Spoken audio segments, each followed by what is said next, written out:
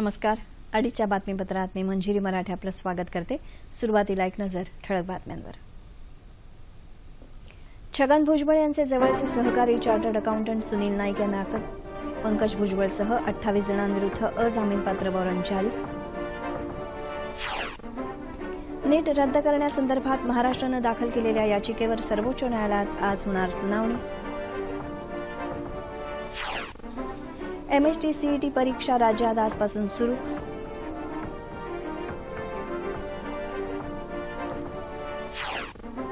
कीनन सॅन्टोस आणि रुबेन फर्नांडिस हत्या प्रकरणी 4ही आरोपींना मरेपर्यंत जन्मठेपेची शिक्षा. पनामा घोटाळा प्रकरणी संबंधितांना करविषयक नोटिसा पाठवल्या असल्याचं केंद्रीय अर्थमंत्र्यांचं संसदेत निवेदन. ऑगस्टा वेस्टलँड खरेदी घोटाळा प्रकरणी माजी हवाई दल प्रमुख त्यागी यांची आज सक्तवसुली संचालनालयानं केली चौकशी. आणि पश्चिम बंगाल विधानसभा निवडणुकीच्या अंतिम टप्प्यासाठी मतदान सुरू. दुपारपर्यंत जवळपास 62% मतदान. आता सविस्तर वृत्त. दिल्लीस्थित महाराष्ट्र सदन घोटाळा आणि हवाला प्रकरणात अटक झालेले माजी सार्वजनिक बांधकाम मंत्री छगन भुजबळ यांचा जवळचा सहकारी आणि चार्टर्ड अकाउंटंट सुनील नाईक याला सक्तवसुली संचालनालयानं अटक केली. सुनील नाईकच्या विरोधात अजामीनपात्र वॉरंट जारी करण्यात आलं होतं. या प्रकरणात सक्तवसुली संचालनालयाकडून छगन भुजबळ, त्यांचा पुतण्या समीर आणि मुलगा पंकज यांची चौकशी सुरू आहे. छगन भुजबळ आणि समीर भुजबळ सध्या न्यायालयीन कोठडीत आहेत, तर पंकज भुजबळ आणि इतर 28 जणांविरुद्ध अजामीनपात्र वॉरंट जारी करण्यात आलं आहे.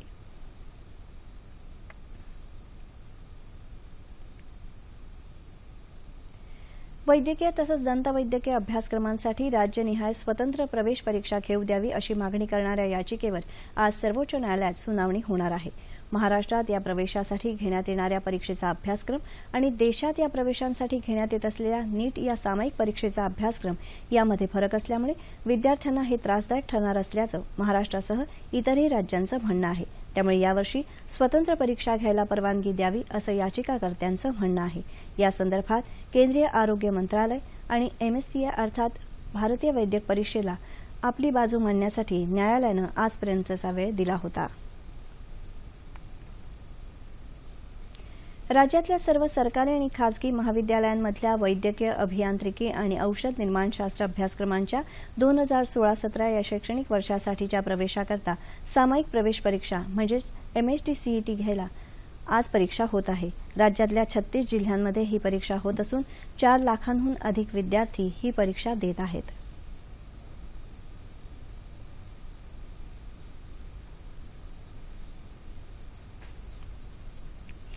मुंबईतल्या अंधेरी उपनगरात 2011 मध्ये झालेल्या कीनन सॅन्टोस आणि रुबेन फर्नांडिस हत्या प्रकरणातल्या 4ही आरोपींना दोषी ठरवत आज मुंबईच्या विशेष महिला न्यायालयानं या चौघांना मरेपर्यंत जन्मठेपेची शिक्षा सुनावली.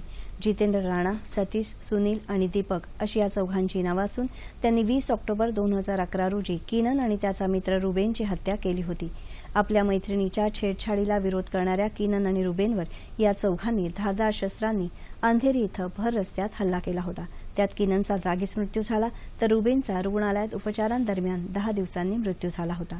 हल्ला करणाऱ्या या 4 जणांना न्यायालयानं हत्या, हत्येचा कट आणि विनयभंगाच्या आरोपाखाली दोषी ठरवून जन्मठेपेची शिक्षा सुनावली.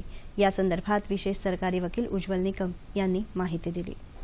4ही आरोपींना आज कीनन आणि रुबेन यांच्या सदोष मनुष्यवधाबद्दल आजन्म जन्मठेपेची शिक्षा ठोठावलेली आहे.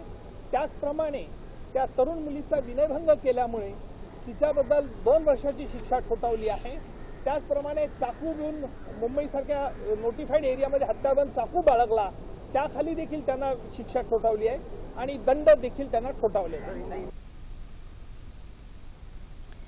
पनामा पेपर उघड झाल्याप्रकरणी ज्यांची नावं समोर आली आहेत त्या सर्वांना करविषयक नोटिसा पाठवण्यात आल्याचं केंद्रीय वित्तमंत्री अरुण जेटली यांनी आज लोकसभेत स्पष्ट केलं.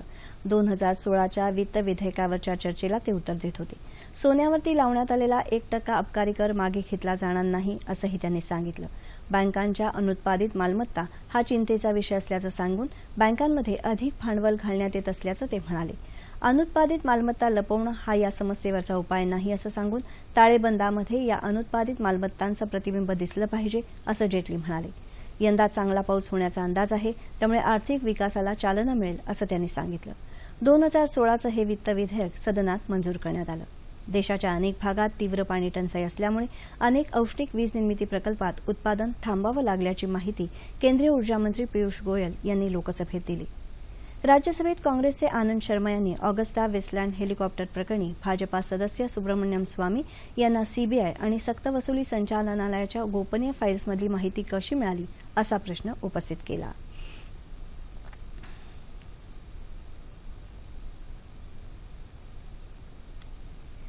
जम्मू काश्मीरसह देशातल्या अंतर्गत सुरक्षाविषयक स्थितीचा आज केंद्रीय गृहमंत्री राजनाथ सिंग आणि संरक्षण मंत्री मनोहर पर्रिकर यांनी वरिष्ठ सुरक्षा अधिकाऱ्यांच्या बैठकीत आढावा घेतला.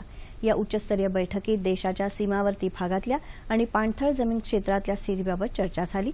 तसंच अलीकडेच एका मुलीच्या कथित शोषणाच्या वृत्तानंतर जम्मू काश्मीरमध्ये झालेली निदर्शनं आणि निदर्शकांवर सुरक्षा दलांनी केलेल्या कारवाईत 4 जणांचा मृत्यू झाल्याच्या मुद्द्यावरही चर्चा झाली.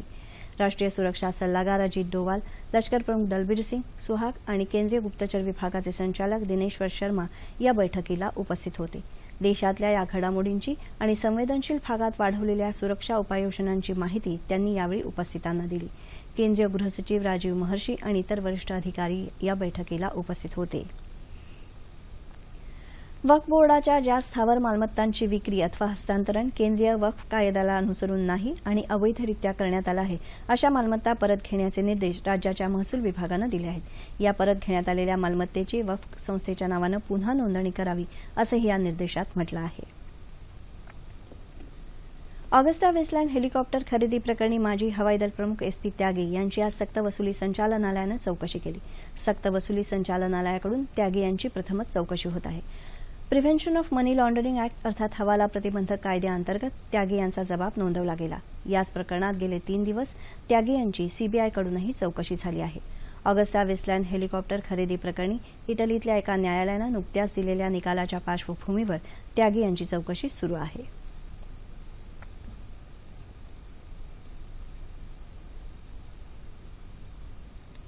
पश्चिम बंगाल विधानसभा निवडणुकीच्या 6व्या आणि अंतिम टप्प्यासाठी आज मतदान सुरू आहे. दुपारी 1 वाजेपर्यंत जवळपास 62% मतदान झाल्याचं वृत्त आहे. या टप्प्याअंतर्गत विधानसभेच्या 25 जागांसाठी मतदान होत आहे. पूर्व मिदनापूरमधल्या 16 आणि कुचबिहार जिल्ह्यातल्या 9 जागांचा यात समावेश आहे. 58 लाख मतदार 170 उमेदवारांचं भवितव्य निश्चित करणार आहेत. कुचबिहार इथल्या सीमेलगतच्या वसाहतीचा भारतीय हद्दीमध्ये गेल्या वर्षी औपचारिकरित्या समावेश करण्यात आला आहे. त्यामुळे वसाहतीतले नागरिक भारताच्या स्वातंत्र्यानंतर आज पहिल्यांदाच पश्चिम बंगाल विधानसभेसाठी मतदान करत आहेत. या वसाहतीत 9,776 मतदार असून त्यांच्यासाठी विशेष व्यवस्था आणि जनजागृती कार्यक्रम आखण्यात आले आहेत. या मतदानासाठी अतिशय कडक सुरक्षा व्यवस्था ठेवण्यात आली असून केंद्रीय सुरक्षा दलाच्या 361 तुकड्या आणि राज्य पोलीस दलाचे 12,000 कर्मचारी तैनात आहेत. छत्तीसगडमध्ये बलरामपूर जिल्ह्यात एक खासगी प्रवासी बस पुलावरून कोसळून झालेल्या अपघातात 13 प्रवासी ठार तर 53 जण जखमी झाले. ही बस झारखंड राज्यातल्या गढवा इथून छत्तीसगडमध्ये रायपूर इथं जात असताना काल रात्री हा अपघात झाला. एका वळणावर अचानक समोर आलेल्या दुचाकी स्वाराला वाचवण्याच्या प्रयत्नात चालकाचं बसवरचं नियंत्रण सुटलं आणि बस नदीच्या कोरड्या पात्रात कोसळली. जखमींपैकी 16 जणांची प्रकृती चिंताजनक असल्याची माहिती बलरामपूरच्या पोलीस अधीक्षकांनी दिली आहे.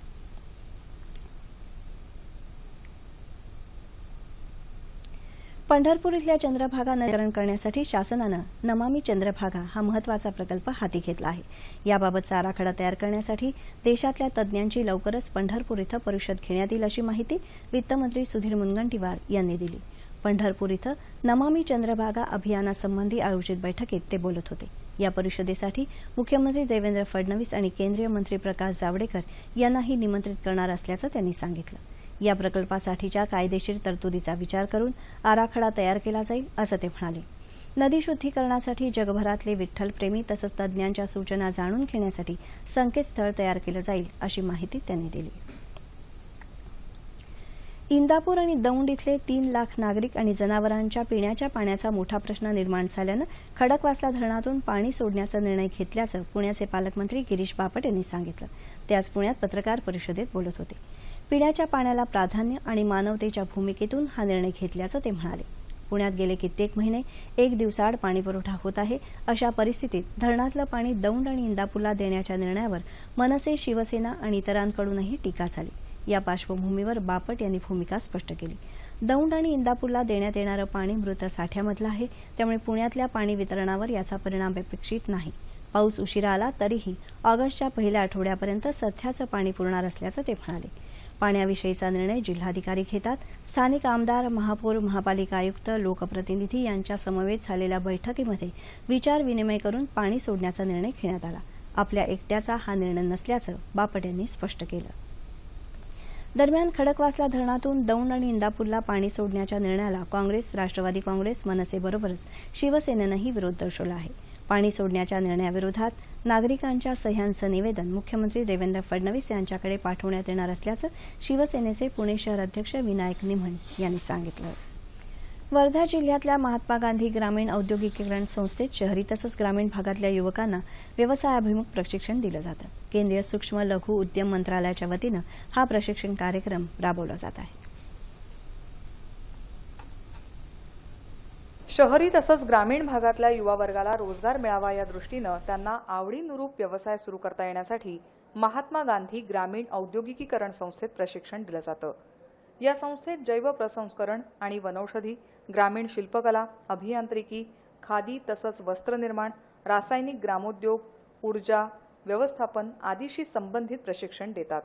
दरवर्षी या संस्थेतून हजारो विद्यार्थी प्रशिक्षण घेऊन रोजगार मिळवत आहेत, स्वतःचा व्यवसाय उभारत आहेत. पंतप्रधान नरेंद्र मोदी यांच्या कौशल्य विकास कार्यक्रमांतर्गत गडचिरोली, नागपूर आणि हरियाणामध्ये या संस्थेमार्फत LED बल्ब्स बनवण्याचं प्रशिक्षण दिलं जात आहे.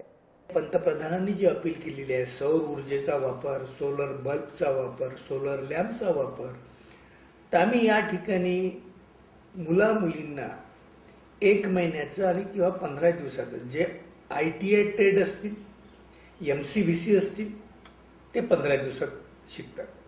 आणि जे एकदमच रॉ आहे, ज्यांना पासून शिकवावं लागतं, त्यांना 1 महिना लागतो. या संस्थेतून प्रशिक्षण घेतलेल्या विद्यार्थ्यांच्या प्रतिक्रिया बोलक्या आहेत. यहाँ से मैंने PCV, BRPCV, assembling, LED light, solar light, AC पे बल्ब लाइट चलना मैंने और इसके सोलर पैनल के बारे में काफ़ी जानकारी ली. इस जानकारी को मैं अपने शहर हरियाणा स्टेट में ले जाकर अपनी मैन्युफैक्चरिंग पैनल प्लांट के थ्रू और पूरे ही अपने इलाके में डिस्ट्रीब्यूट करना चाहता हूँ. माझे मित्र आहेत, ते LED काय आहे, नेमकं LED कसं तयार होते, LED मुळे कोणते फायदे आहेत हे आम्ही माहीत करण्यासाठी इथपर्यंत आलेलो आहोत. संस्थेतून प्रशिक्षण पूर्ण करून बाहेर पडलेल्या या युवकांच्या मनात स्वतःचा उद्योग सुरू करण्याचा आत्मविश्वास दिसून येतो. पाण्याची बेकायदेशीर वाहतूक करताना मज्जाव केल्याच्या कारणावरून पाणी माफियांनी अहमदनगरमधल्या पाथर्डी पंचायतीचे सभापती संभाजी पालवे यांना मारहाण केली आहे. पाथर्डीतल्या मिरी तासगाव जलशुद्धीकरण केंद्रातून या परिसराला पाणी पुरवठा केला जातो. इथल्या पाण्याची अवैधरित्या वाहतूक पाणी माफियांकडून होत असल्याची माहिती मिळाल्यानंतर सभापती पालवे घटनास्थळी पोहोचले. या पाणी चोरीला त्यांनी अटकाव केला असता त्यांच्यावर हा जीवघेणा हल्ला करण्यात आला. पालवे यांच्या डोळ्याला गंभीर दुखापत झाली असून त्यांच्यावर अहमदनगरच्या खासगी रुग्णालयात अतिदक्षता विभागात उपचार सुरू आहेत. दरम्यान पालवे यांनी केलेल्या तक्रारीनंतर पोलिसांनी 6 जणांविरोधात गुन्हा दाखल केला आहे.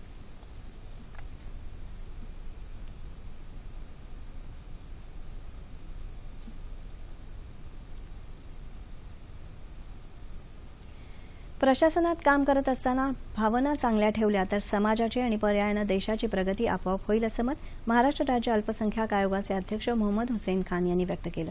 सातारा इथल्या शासकीय विश्रामगृहात पंतप्रधानांचा 15 कलमी कार्यक्रम तसंच शासनाकडून राबवण्यात येत असलेल्या अल्पसंख्याक योजनांचा आढावा खान यांनी घेतला, त्यावेळी ते बोलत होते. अल्पसंख्याक समाजापर्यंत शासनाच्या विविध योजना पोहोचवा आणि समाजात असणारी दरी दूर करा असं आवाहन खान यांनी यावेळी केलं. सातारा जिल्ह्यात प्रशासनानं केलेल्या कामांबद्दलही त्यांनी समाधान व्यक्त केलं.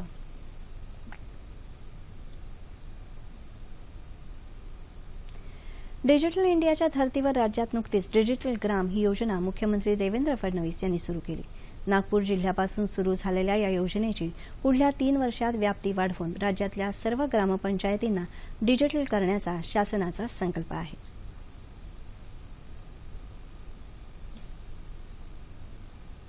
नागपूर जिल्ह्यातील खंडाळा, तरोडी, खसाळा, दाभा आणि विहिरगाव या गावांना डिजिटल ग्राम घोषित करण्यात आला आहे। या डिजिटल ग्राम योजनेअंतर्गत गावातील ग्रामपंचायतींना 4 MBPS क्षमतेची इंटरनेट सुविधा देण्यात येणार आहे।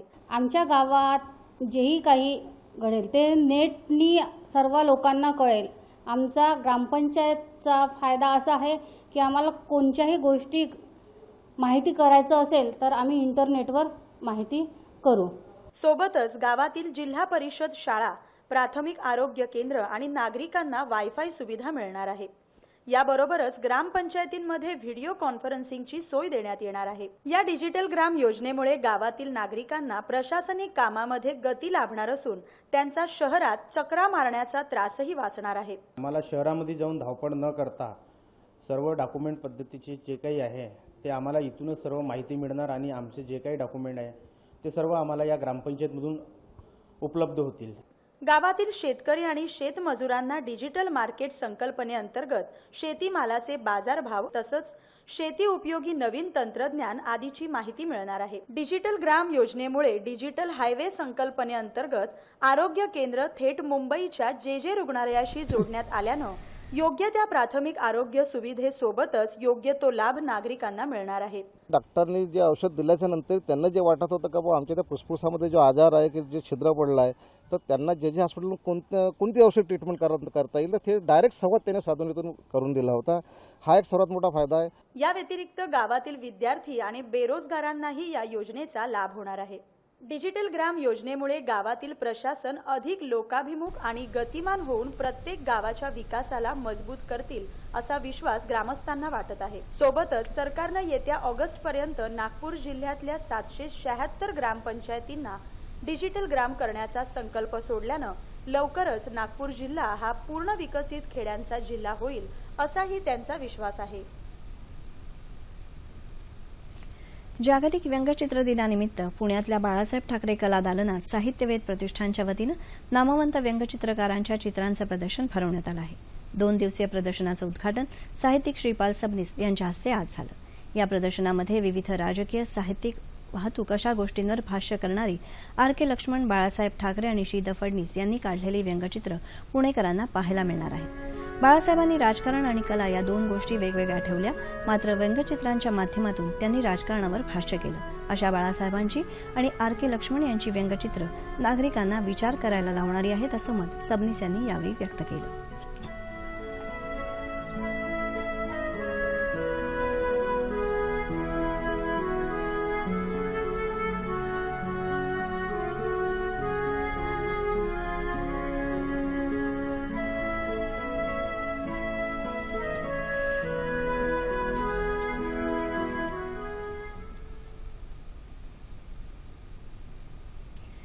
फळांचा राजा आंबा नाव ऐकताच प्रत्येकाच्या तोंडाला पाणी सुटतं आणि खायची इच्छा होते।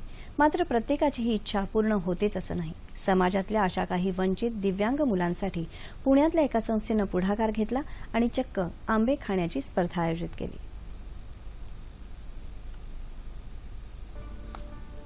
आंबा हे सगळ्यांच्याच आवडीचं फळ। सर्वांप्रमाणेच चौकाचौकात सिग्नलपाशी दिसणाऱ्या लहान, वंचित तसंच दिव्यांग मुलांनाही आंबा मनसोक्त खावा असं नक्कीच वाटत असेल। त्यांची ही इच्छा पूर्ण करण्यासाठी पुण्यातल्या सेवाभावी संस्थेनं आंबा खाण्याची स्पर्धा आयोजित केली। सुमारे 250हून अधिक वंचित आणि दिव्यांग मुलांनी या स्पर्धेत भाग घेत आंब्यांवर ताव मारला। आंबे खाऊन खूप चांगलं वाटलं आणि माझ्या सर्व हॉस्टेल मधल्या मुलांनाही आंबे खायला वाटले, त्याच्याबद्दल पण मला खूप छान वाटलं। काही लहान हातांमध्ये आंबा मावत नसला तरी ते स्पर्धा जिंकायच्या ईर्षेनं आंबे खात होते। या स्पर्धेत दत्ता जाधव, विजय गायकवाड, मनीषा काळे आणि आशा लोखंडे यांनी विशेष पारितोषिकं पटकावली। यानंतर हीच मुलं संगीताच्या तालावरही थिरकताना दिसली। काही मूकबधीर मुलांनीही यात सहभागी होऊन नृत्याचा आनंद लुटला। अशा दिव्यांग आणि वंचितांच्या आयुष्यात अनेक गोष्टींची कमतरता असते। अशा मुलांसाठी सामाजिक संस्थांनी अशा प्रकारचे उपक्रम राबवले तर त्यांनाही सामान्यांसारखं आयुष्य नक्कीच जगता येऊ शकेल।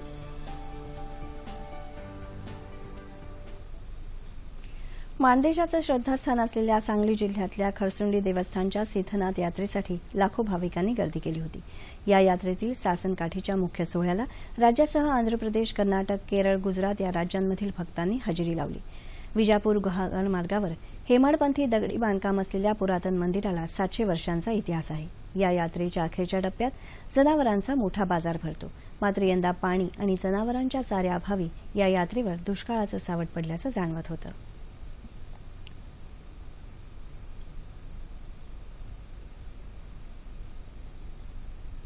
हवामान. येत्या 24 तासात दक्षिण मध्य महाराष्ट्र आणि मराठवाड्यातल्या जिल्ह्यांमध्ये तुरळक ठिकाणी मेघगर्जना आणि गारांसह पाऊस होण्याची शक्यता हवामानशास्त्र विभागानं वर्तवली आहे. विदर्भातही मेघगर्जनेसह पावसाची शक्यता आहे. ठळक बातम्या पुन्हा एकदा. छगन भुजबळ यांचे जवळचे सहकारी चार्टर्ड अकाउंटंट सुनील नाईक यांना अटक. पंकज भुजबळसह 28 जणांविरुद्ध अजामीनपात्र वॉरंट जारी. नीट रद्द करण्यासंदर्भात महाराष्ट्रानं दाखल केलेल्या याचिकेवर सर्वोच्च न्यायालयात आज होणार सुनावणी. एमएसटी सीईटी परीक्षा राज्यात आजपासून सुरू.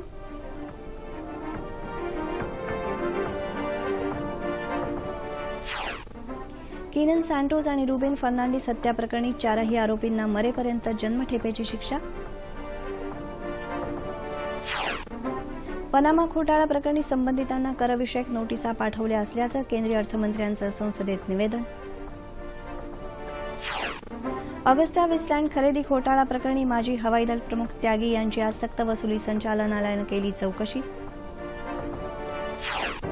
आणि पश्चिम बंगाल विधानसभा निवडणुकीच्या अंतिम टप्प्यासाठी मतदान सुरू. दुपारपर्यंत जवळपास 62% मतदान. याबरोबरच हे बातमीपत्र संपलं. पुन्हा भेटूया संध्याकाळी 5 वाजता सह्याद्री वाहिनीवर.